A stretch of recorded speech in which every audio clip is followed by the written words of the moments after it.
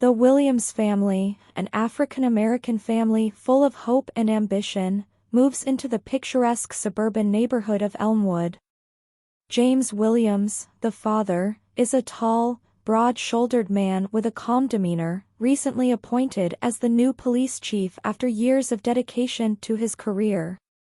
His wife, Monique, a warm and graceful school teacher, is beloved by her students and known for her kindness and patience. They have 2 children, Simone, a bright and confident 13-year-old, and Jordan, a curious and energetic 8-year-old. The family has been searching for the perfect home for months, and when they find the house on Cedar Lane, they know it's the right one. The house is a charming 2-story home, with a wide front porch, a spacious backyard, and plenty of room for their growing family. As they step out of their car, the excitement is palpable. Monique, her eyes sparkling, exclaims, "This is it, our new beginning." James, wrapping his arm around her, agrees, "It's perfect. I can already see us making so many memories here." Their children, eager to explore, race towards the front door, their laughter filling the air. The Williams family, proud of their hard work and achievements, feel a sense of accomplishment as they begin to settle into their new life in Elmwood. However, the idyllic atmosphere of Elmwood is not as welcoming as it seems.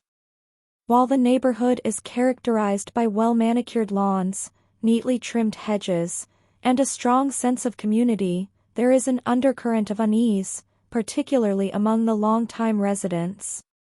These residents, who have lived in Elmwood for generations, are wary of change, especially when it comes in the form of new families who don't fit their preconceived notions of what an Elmwood resident should be. One such resident is Mrs. Evelyn Harper, a 72-year-old woman who has lived in Elmwood for nearly 40 years. Mrs. Harper, with her silver hair always perfectly styled and a wardrobe of pressed blouses and slacks, considers herself the unofficial gatekeeper of the neighborhood.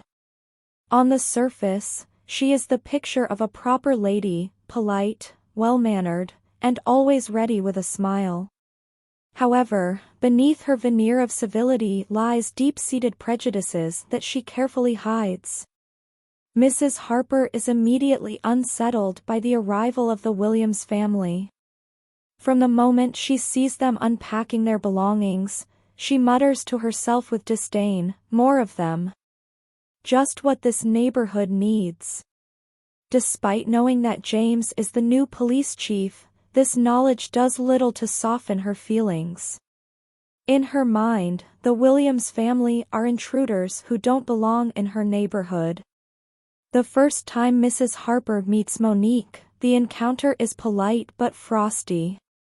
While walking her dog, a small, yappy terrier named Buttons, she spots Monique planting flowers in the front yard and decides to introduce herself, though her tone is clipped and formal.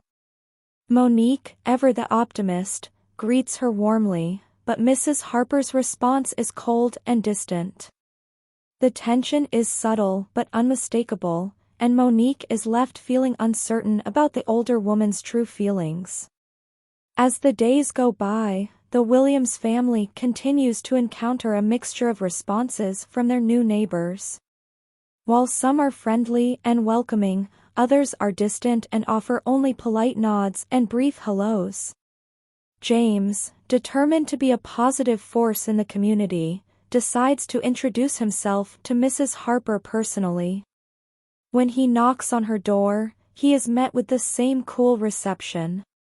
Despite his efforts to be friendly and establish a connection, Mrs. Harper remains aloof, her tone making it clear that she isn't particularly concerned with whether they feel welcome or not.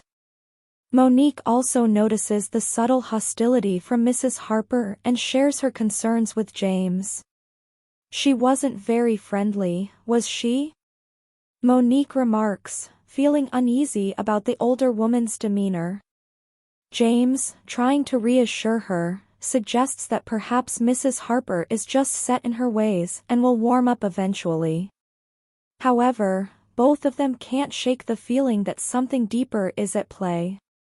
Despite the underlying tension, the Williams family is determined to make the best of their new home.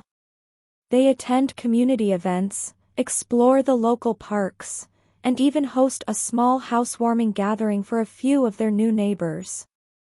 However, the subtle exclusion and passive-aggressive behavior from Mrs. Harper persist.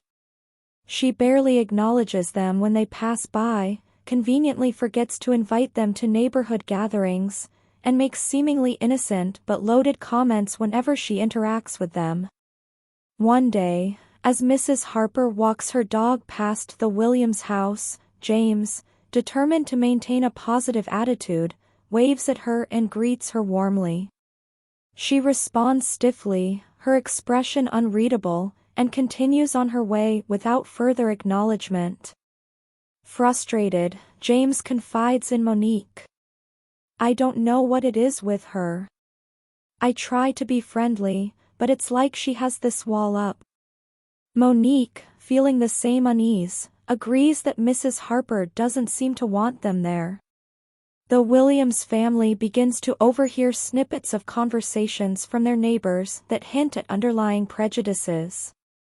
They hear about how the neighborhood used to be different, or how things aren't like they used to be.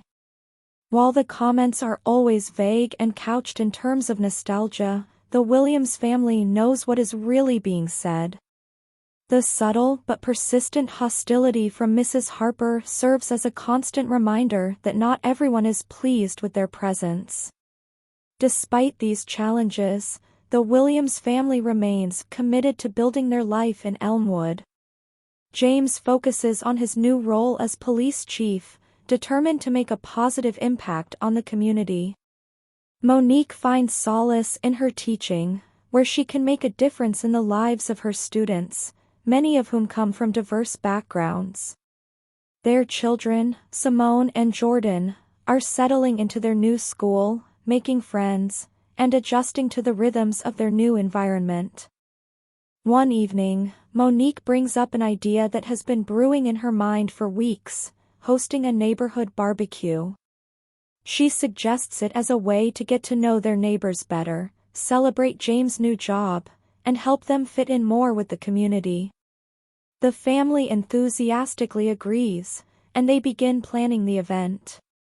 Monique crafts a menu that caters to everyone's tastes, James prepares the backyard and grill, and Simone makes colorful invitations to distribute to their neighbors. As the day of the barbecue approaches, the Williams family personally invites their neighbors, hoping to create a welcoming and inclusive atmosphere. While most of the invitations are met with polite smiles and promises to try to attend, others are more reserved, offering non-committal responses. Monique, knowing that Mrs. Harper has been less than welcoming, decides to extend an invitation to her as well, hoping it might help thaw the ice between them. When Monique and Simone approach Mrs. Harper's house with the invitation, they are met with the same cold reception. Mrs. Harper, her tone cool and uninterested, takes the invitation but makes it clear that she has no intention of attending. Despite the rejection, Monique remains polite and gracious, telling Mrs. Harper that they would love to have her there but understand if she can't make it. As they walk back home, Simone, confused by Mrs. Harper's behavior, asks her mother why she doesn't like them. Monique, trying to comfort her daughter, explains that some people are just set in their ways and don't always understand or accept new things. On the day of the barbecue, the Williams family is busy with final preparations, setting up tables and chairs, arranging food, and making sure everything is perfect. As the first guests begin to arrive, the atmosphere is one of excitement and anticipation. The Williams family greets their neighbors warmly, offering drinks and encouraging them to make themselves at home. While some neighbors attend and seem to enjoy the event, others, influenced by Mrs. Harper's whispered warnings, stay away, citing other commitments or simply not showing up without explanation. As the barbecue progresses, Mrs. Harper, unable to tolerate the sight of the Williams family hosting a successful event in her neighborhood, becomes increasingly agitated. She watches from her window, her resentment growing with each passing moment. The laughter, the music, the smell of grilling food, all of it grates on her nerves, fueling her anger.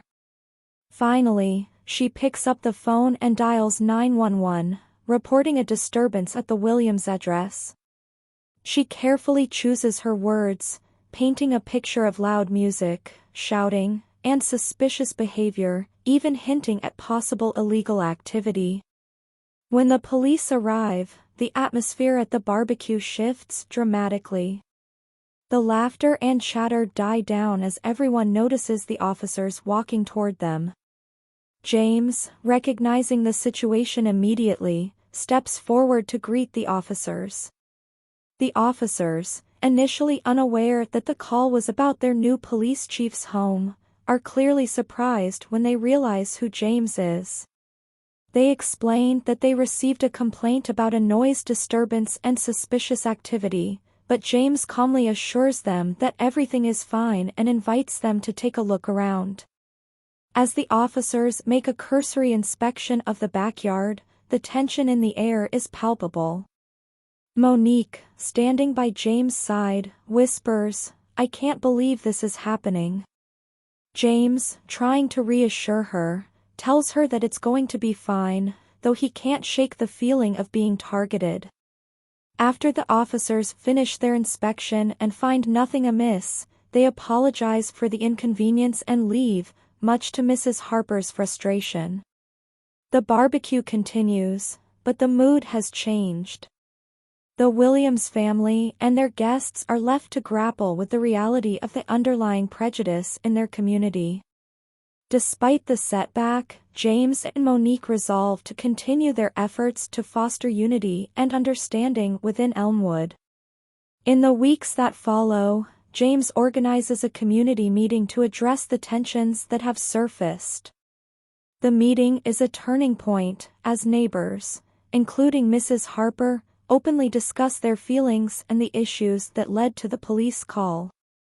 Mrs. Harper, realizing the impact of her actions, apologizes to the Williams family and begins to take steps toward mending the relationships she has strained.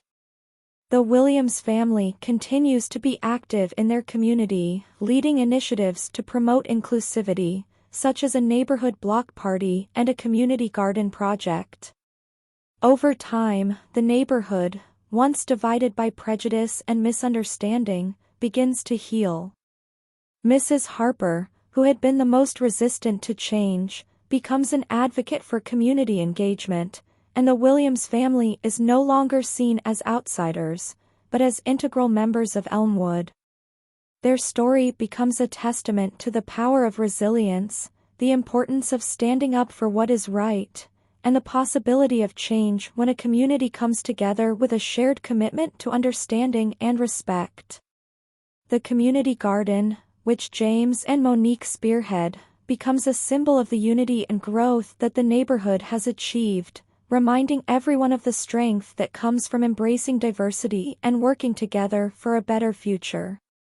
Through their perseverance and dedication, the Williams family transforms not only their own lives but also the spirit of the entire neighborhood, creating a legacy of inclusivity and cooperation that will endure for years to come.